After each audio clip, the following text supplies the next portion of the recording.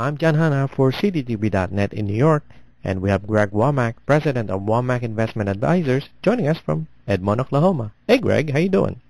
Well, good day, John. I'm doing well, thank you. Great.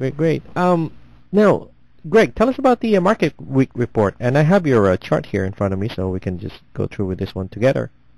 Okay. Well, as you can tell, the returns there for the markets, the Dow Jones was up about 5.55% on year to date last Friday, and the S&P was up about 4.47%. And so, really the investors have been brushing aside some of the disappointing economic news, particularly housing data and also debt concerns in Europe, and domestic equities continued higher. And the Dow and the S&P regained their 12,000 and 1,300 respectively. And both small caps and the tech-heavy NASDAQ saw new enthusiasm as well. So that renewed interest in stocks helped send the price of the 10-year Treasuries back down as yields rose. As you can see on the chart there, yields, went from 3.28 to 3.46.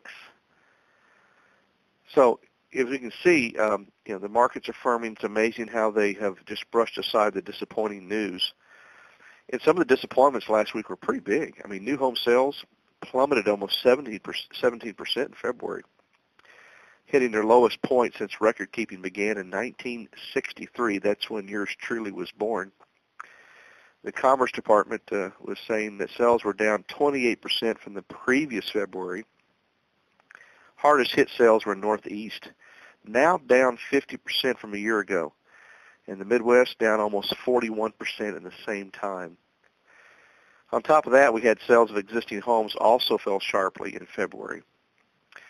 The National Association of Realtors claimed that the 9.6% decline was followed by 3 straight months of increases.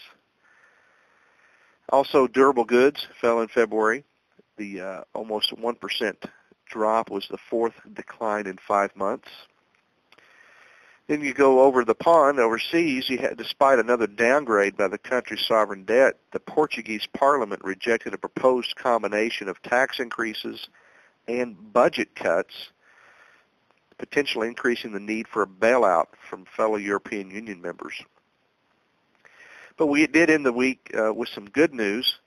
Finally, the final figure for fourth quarter gross domestic product, the GDP, showed the economy grew at an annualized rate of 3.1%, which is higher than previously thought, than the third quarter's 2.6%.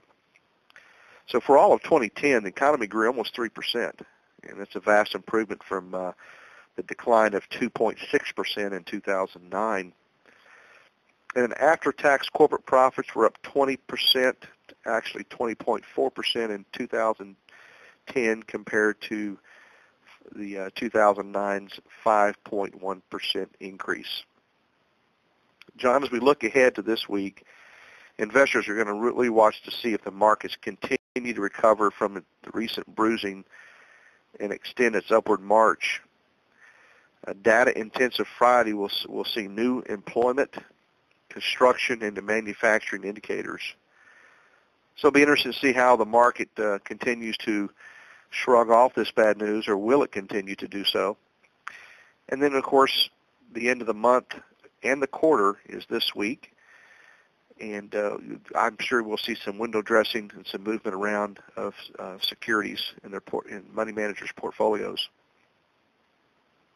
That's Greg Womack, President of Womack Investment Advisors, joining us from Edmond, Oklahoma, and I'm John Hanna for CDTV.net in New York.